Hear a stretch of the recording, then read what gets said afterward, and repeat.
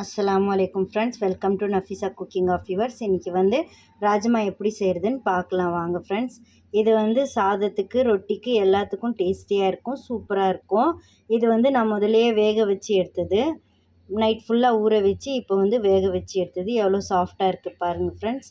இப்போ வாங்க எப்படி செய்கிறதுன்னு பார்க்கலாம். இப்போ முதல்ல ஒரு கடாயை வச்சுக்கலாம். எண்ணெயை போட்டுக்கலாம். ஒரு 3 ஸ்பூன் எண்ணெய் போட்டுக்கலாம்.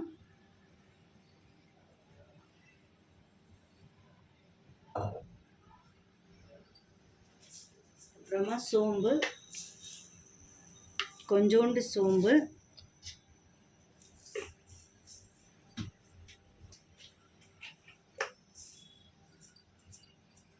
கொஞ்சோண்டு ஜீரகம்,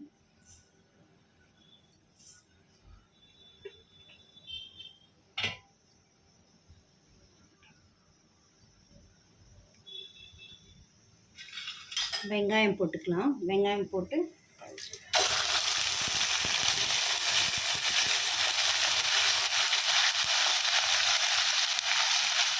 நான் முதலே அரைச்சி வச்சுட்டேன். அரைச்சி வச்சு இப்போ ஃப்ரை பண்ணுறேன். இந்த வெங்காயம் ஒரு வெங்காயம் அரைச்சி வச்சுருக்கேன். இன்னும் தக்காளி 3 தக்காளி அரைச்சி வச்சுருக்கேன். அதுக்கப்புறமா பூண்டு ஒரு ஃபுல்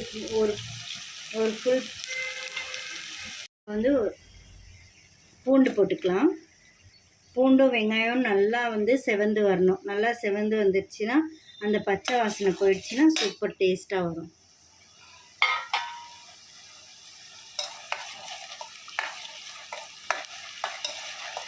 நல்லா பூண்டையும் வெங்காயமும் நல்லா செவந்து வரணும்.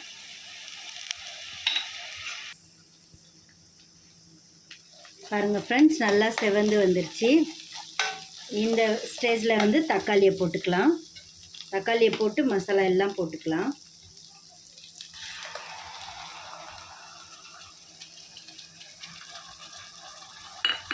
நான் இதுக்கு தேங்காய் போட மாட்டேன், தேங்காய் பால் தான் போடுவேன் எப்போவுமே. வேணும்னா உங்களுக்கு தேங்காய் கூட போட்டுக்கோங்க. பாருங்கள் ஃப்ரெண்ட்ஸ், மசாலா இது ஜீரகமும் வெந்தயம் ரெண்டையும் வறுத்து நான் பொடியாக பண்ணி வச்சுருக்குது. அப்புறமா மஞ்சள் தூள், அப்புறமா தனியாத்தூள் நான் எப்போவுமே அதிகமாக தான் போடுவேன். அது டேஸ்ட்டாக இருக்கும், சூப்பராக இருக்கும். அதுக்கப்புறமா காஷ்மீரி ரெட் சில்லி பவுடர், இது எல்லாமே சேர்த்துக்கலாம்.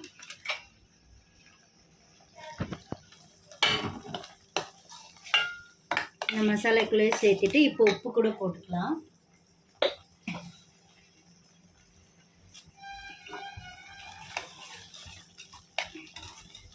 இந்த மசாலா வாசனை எல்லாம் போயிடுச்சுன்னா கொஞ்சம் கருவேப்பிலை போட்டுக்கலாம்.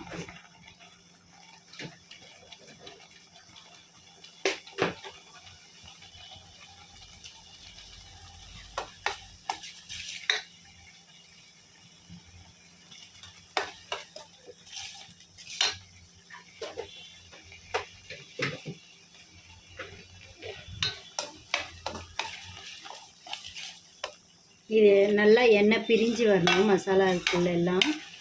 மசாலாக்குள்ளே இருந்து எண்ணெய் நல்லா பிரிஞ்சு வரும். அதுக்குள்ளே நல்லா மசாலா வறுத்துக்கலாம். பாருங்கள் ஃப்ரெண்ட்ஸ், எண்ணெய் நல்லா பிரிஞ்சு வந்துருச்சு. இப்போ ராஜ்மா ஆட் பண்ணிக்கலாம்.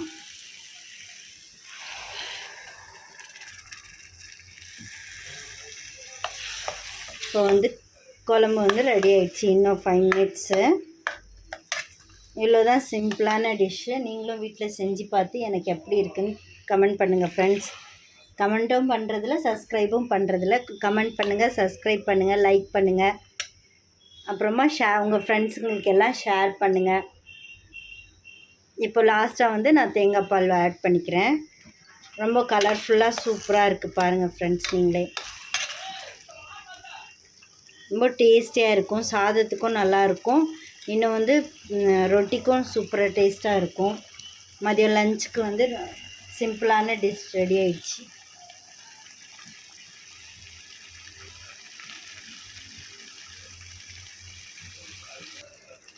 இப்போ ராஜ்மாவோட வேக வச்ச தண்ணி இருக்குது. அது நாங்கள் வேஸ்ட் பண்ணாமல் அதுக்குள்ளேயே ஆட் பண்ணிக்கலாம்.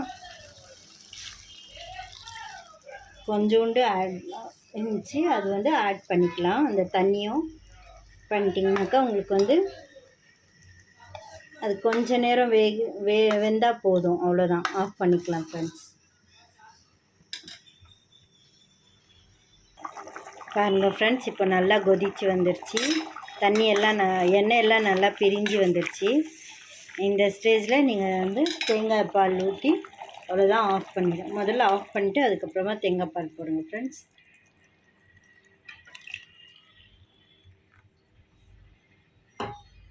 அவ்வளோதான், டேஸ்டியாக சூப்பராக நல்லா ரொட்டிக்கு இன்னும் வந்து சாதத்துக்கு ரெண்டுக்குமே கரெக்டாக இருக்கும்.